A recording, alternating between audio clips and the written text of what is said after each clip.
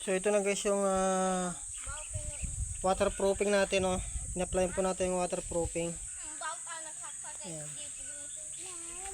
Ginamitan lang po natin ng Boysen na Flexiban waterproofing sa kinalon po natin ng semento. So yan nga. Ito kasi yung bitak po ng ating fish pan. Bumitak po siya, kaya lalagyan po natin siya ng waterproofing. Ayan. So ito na guys, lilagyan na po natin siya ngayon ng tubig. Ayan, makikita po natin. Napakaganda po at wala po siyang leak at tagas. So ito na yung waterproofing natin, oh.